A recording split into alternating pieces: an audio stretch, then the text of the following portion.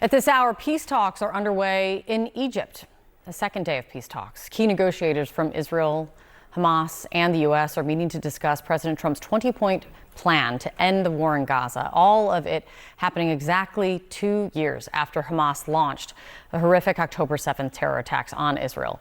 Attacks that killed 1,200 people in Israel. On that day, 2 years ago, 250 people were taken hostage by Hamas. Of the 48 who remain in Gaza now, just 20 are still believed to be alive. Joining me right now is Ruby Henn. His son, Itai, is the youngest U.S. hostage, American hostage, taken by Hamas. Ruby, it is good to see your face on this day, and it's good, again, to see the images of Itai right there with you. How are you feeling today on this horrible anniversary, first and foremost? I mean, where is your heart and your head at this moment? Yeah, it's a very complex day. It's been 732 days since I last talked to my son. We had a lot of thoughts where would be the place to be. We actually thought about being in Washington, maybe even jumping to Cairo. But we thought that, being with family, with all the other families here in Tel Aviv made the most sense for us. Yeah. President Trump had said yesterday, the way he put it is that he thinks that Hamas is agreeing to things that are very important. And he says, I really think we will get a deal done. After 2 years and so much talk of talks, does this time feel different for you? It does a bit. 2 weeks ago, the president came with his peace plan at the UN. And we also saw the involvement of Mr. Jared Kushner, who was successful in the past in building an international coalition with Arab states to create the Abraham Accords. So him and Mr. Witkoff, they're now, as we speak, I think they landed in Cairo. But on the other hand, Kate, I'll share in May when Idan Alexander, the U.S. citizen from Tenerife, came out. We had high hopes that Mr. Witt would be able to bring out all of the U.S. citizens. And when he met us, he took me and my wife aside and he looked us in the eye and he said, I apologize. It just wasn't your time. And we pray to God that, Mr. Witkoff, now in Cairo, that it is our time and that it is our time to be reunited with our son after 2 long years. I think that your voice today is one of the most important. I mean, what do you want to make sure, and what do you want those negotiators, Steve Witkoff, Jared Kushner, all of those involved, what do you want everyone negotiating this right now, this time, to hear from you? Yeah, so the fact that the president was able to convince the mediators to front load the release of the hostages is, indeed what we want to see. I'll share maybe another incident that we were in Doha, in Qatar, in January at the beginning of the year. And, we were in front of Brett McGurk at the time at the Four Seasons Hotel. And I asked him, why is it that the deal that is happening with those hostages coming out, how is it that all of the U.S. citizens are not part of the first phase of the deal? And he promised to me and said, look, if we have the first phase, we're going to get your kid out in the second phase. And we know that happened. And Mr. Trump, he's been very focused on America First policy, which includes prioritizing the release of U.S. citizens from wherever it might not be. Just last week, we saw a U.S. citizen that was released in Afghanistan that was held by the Taliban. And I pray to God, and what I want the president and his team to know, that this time all of the U.S. citizens, they need to come out. And it can't wait for a second phase or whatever it might not be. I think after 2 years as a U.S. taxpayer, I think it's time for the administration, as it has in the past, emphasizes the U.S. citizens that are still in captivity, including my son, the youngest U.S. citizen that was taken out of the 12 hostages initially. And I just would also like to remind you that out of those 1,200 people that were killed by Hamas, 47 of them were U.S. citizens. And that, also, those people are seeking justice as well. Your son, Itai, he was killed and abducted by Hamas on October 7th. What will it mean to have Itai back to you, even if it also does mean planning a funeral? So, we still have some hope. Actually, Kate, what we were notified is based on intelligence. There was nothing physical associated to the data that we got. So, you could always think maybe there was a doctor, maybe he got to a hospital, maybe something, is still possible. At least that's what keeps me and my wife uh, getting up in the morning. And even if we are going to get the bad news, and that's what's going to uh, be waiting for us. For us, it's very important to remove that doubt. And he is no less of a hostage, even if that is the case, than any other one. And for us, it is extremely important to get him back and be able to have that closure that anyone uh, should have, especially my son, again, as a U.S. citizen that was on the battlefield and he protected a lot of people, saved a lot of lives. That I think is the dignity that he deserves and the one that I, as a father, needs to provide him. Uh, that's kind of like how we see it. Absolutely. Rubicon, thank you very much for coming on any day, but especially on a very, very hard day and tragic anniversary like this. I really appreciate it. Today marks 2 years since the Hamas attack on Israel. 1,200 people died and more than 250 hostages captured. 20 of them are still believed to be alive. And it's what began the ensuing war in Gaza, with Israeli forces killing more than 66,000 Palestinians since that time. That's according to Gaza's health ministry. Right now, talks to finalize a Gaza ceasefire deal are underway in Egypt.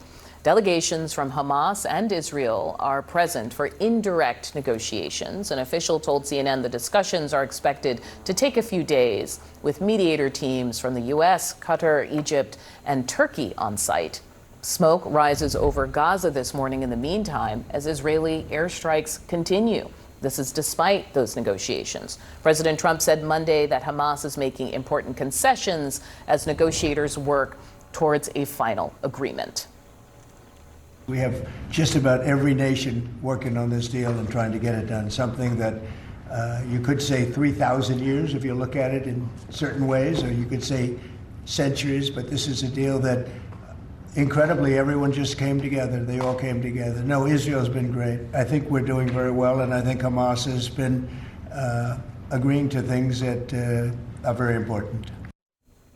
Joining me now is the former Israeli Consul General for New York, Ambassador Alon Pincus. Good morning. Thanks for being with us. Good morning, Audie. Good to be with you. So you've heard in the introduction, I described a couple different things, right? Discussions, negotiations, debate, starting point, and the president paints it with such a rosy picture. What's your assessment of where things stand right now? Well, there are two ways of looking at it, Audie. One is to dissect this document, find flaws and deficiencies and ambiguities in every one of the 20 points in it and say, this can't work, this is unimplementable, not viable. The other way of looking at it is to say, this is the best shot everyone has. And this is the only plan that's on the table. And this is the only game in town. And if either side or both sides screw this up, it's on them and not on President Trump.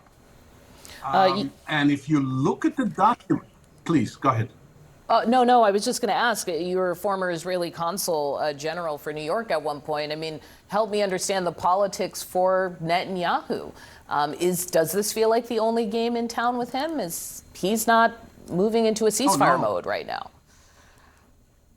No, he's not. And I'm happy you raised this because it's the most important issue. There is no ceasefire. And you would expect a ceasefire on two levels. One, because Trump twice asked Israel to stop the bombardments, and Israel did not, in complete defiance of the president's request. And the second is perhaps a more intangible, and that is goodwill. If you plan to implement in good faith a 20-point, a problematic, but nonetheless a 20-point workable plan, logic says, common sense dictates that you begin with a ceasefire. If you are shot at, by all means, shoot back. But at least announce even a unilateral ceasefire, even if it is not stipulated in the agreement. And there is no ceasefire. And so, as for Mr. Netanyahu, look, Audie, he did not want this agreement. He was cornered into it by President Trump, who became disillusioned with him, impatient with him, and tired with his excuses and manipulations and stalling. I think that the inflection point, the point where Trump really lost his nerve, was the Israeli attack on Qatar on September 9th. That failed attack against a U.S. ally, supposedly a country with which the Trump family and its orbit have a lot of business dealings. And Israel never apologized, never bothered to explain itself. And that, I think, made the difference. But the question now is, how committed will Trump remain? One last question. We've focused so much on Netanyahu, but what about people in Israel? Are they war weary? I've heard that Trump is very popular with the domestic population there. So are they aligning with Trump here about trying to bring this to a close, or the hardliners with Netanyahu? Oh, 100% they're aligned with Trump. I mean, the sympathy for Trump is because people intuitively or, viscerally understand that he's at least trying to free the hostages, whilst Netanyahu hasn't, at least for the 9 months that Trump has been in the White House. You see in consistent polls that 70%, almost 70%, 7-0, support the end of the war and a hostage deal. Netanyahu is extraordinarily unpopular, and people hedge their bets on Trump remaining committed and engaged. As for the general mood, it's dejection, it's still devastation, it's still agony. Look, Israel lost 2,000 people, Audie. That's the equivalent of the U.S. losing 70,000 people. That's more than the number of casualties in the Vietnam War, which was 58,000. So this is a very devastating period it has been a very devastating period for Israel, and people want this to end. Okay, Ambassador Elam Pinkas, thank you so much for your time. Thank you, Audie. Well, we start in Israel today with people there pausing to reflect and mourn as they mark 2 years of heartache and war.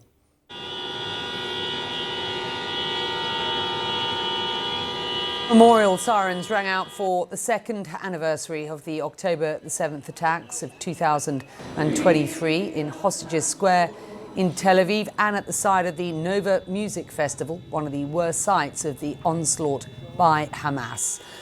In total, more than 1,200 people were killed that day and more than 250 hostages were taken by Hamas and others. 48 of those captives remain in Gaza, 20 of them believed to be alive. Well, this anniversary, of course, happening at a crucial time for negotiations to end the Gaza war and to bring those hostages home. The families of the missing are hopeful, but they are not letting up in their own fight to reunite with their loved ones, as CNN's Jeremy Diamond reports. For 2 years, they have been fighting. For sons taken hostage, for daughters killed at a music festival, and for the future of a country at a crossroads. 2 years later, Hamas's October 7th attack and the war it unleashed still define this small country.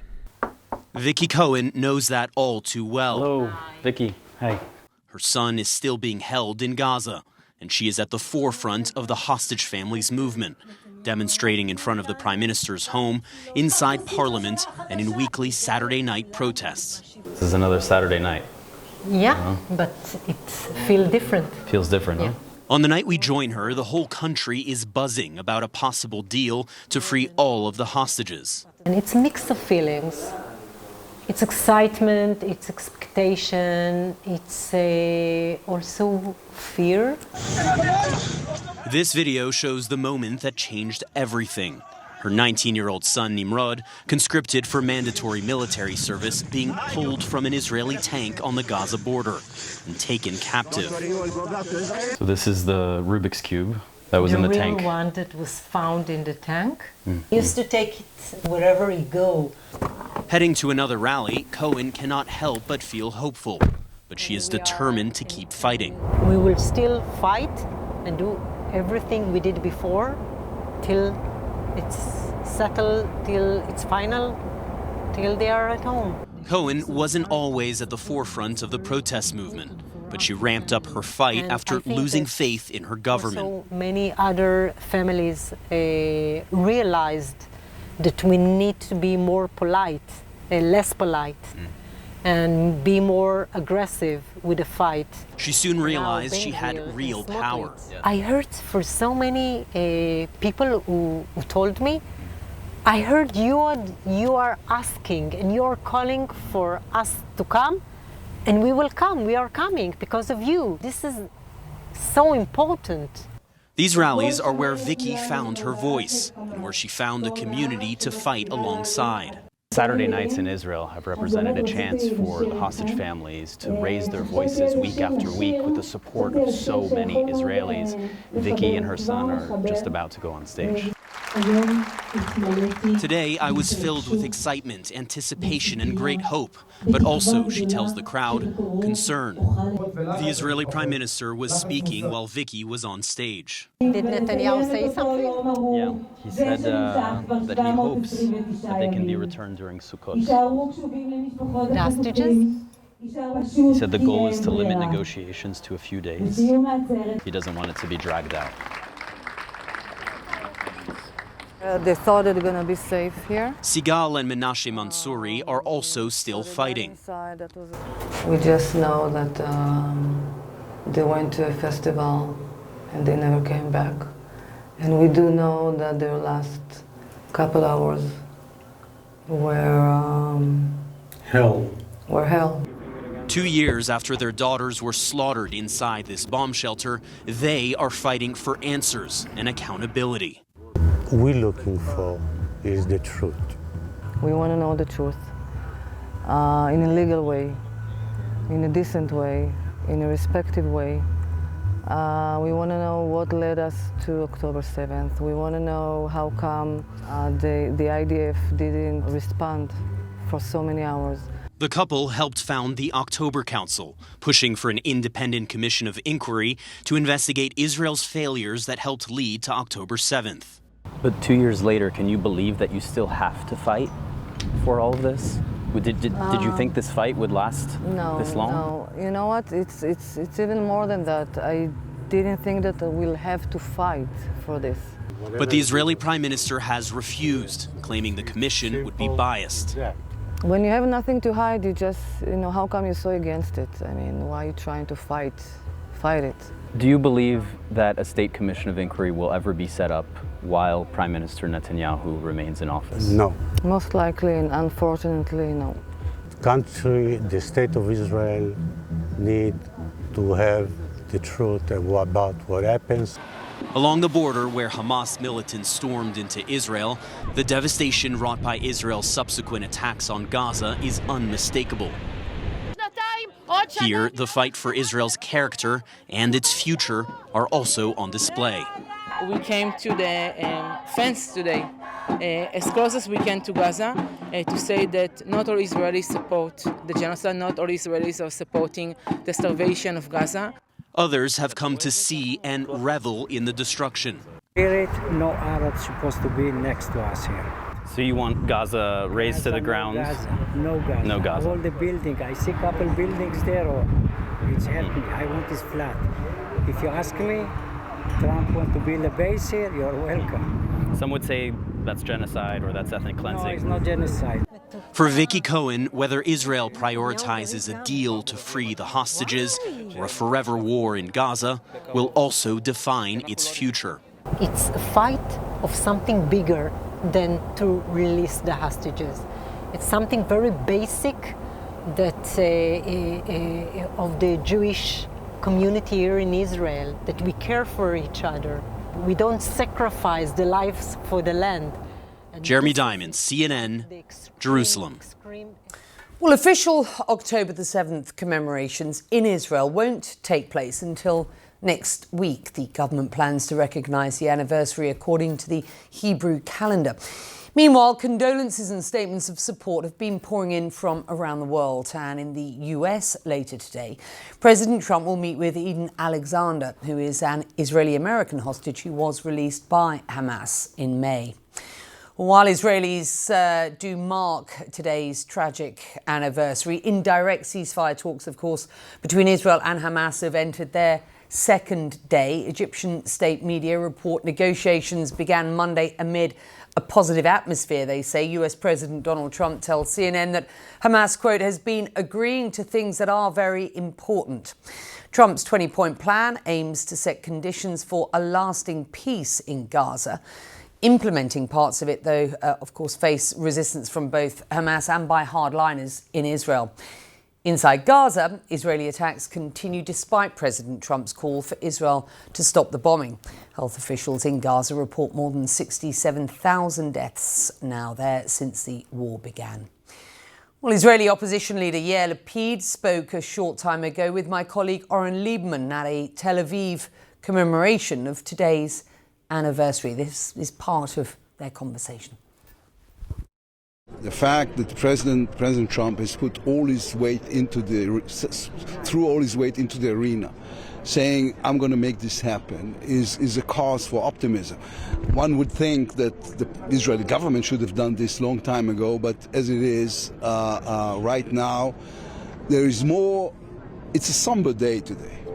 But I don't want to wallow into self-pity of any kind. So we are hopeful. We want to see what's going on in Egypt coming through, and we want this to happen. And there's more than a hint of optimism in the air, even in this sad day.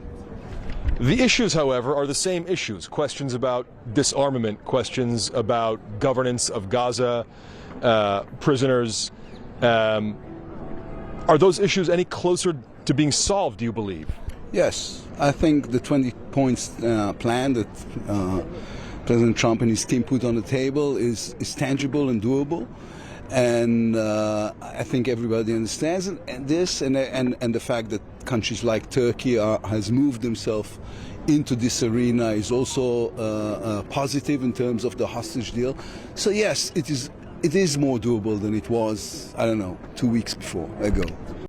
2 years later, negotiators from Israel and Hamas will meet for a second day of indirect talks today, exactly 2 years after Hamas launched the October 7th terror attacks that killed 1,200 people in Israel, attacks that also then set off a brutal war that killed tens of thousands of Palestinians and left much of the territory in rubble. 250 people were taken hostage by Hamas on that day. 48 of them remain in Gaza now, only 20 of which are still believed to be alive. But there is new hope for them and everyone in the region. President Trump, who proposed the latest peace plan being discussed, says that there has been, in his words, tremendous progress in those talks. CNN's international diplomatic editor Nick Robertson is in Egypt where these talks are taking place. Nick, what are you hearing? Yeah, a number of things. The talks are continuing amid a positive conversation so far. That's according to Egyptian state media. The Qatari Foreign Ministry spokesman, of course, their mediators along with Egypt in all of this, say that the talks lasted for 4 hours last night. There's an extraordinary amount of secrecy, by the way, around these talks, even according to some Hamas sources in Gaza. Senior sources there are telling us that even they are not getting a lot of detail, if any detail, about what's happening. Very little being said, but what we have got from Hamas today is a rough description of what they say happened yesterday. They say that yesterday the mediators met with both sides, with Hamas, with Israel. The mediators were just listening to what both sides had to say. And Hamas say today is the first day when the actual negotiations begin, where the sides begin potentially listening to what the mediators say the other side has said and potentially changing their positions. It is a very slow process. That's what we've been told to expect. And I think an interesting detail that we heard from Hamas, which may sort of set the tone from what goes on inside the room there, they say 3 of their delegation in the negotiation, 3 members were in that house in Qatar that Israel targeted in an airstrike almost a month ago. So you kind of get a sense of the lack of trust that may exist across these sort of separate tables where the discussions are going on. So very little detail, but the real negotiations happening now. Positive atmosphere. A second day of the talks. The Qatari officials saying they have no idea what the outcome will look like. Kate? Nick Robertson, thank you so much. It's great to see you.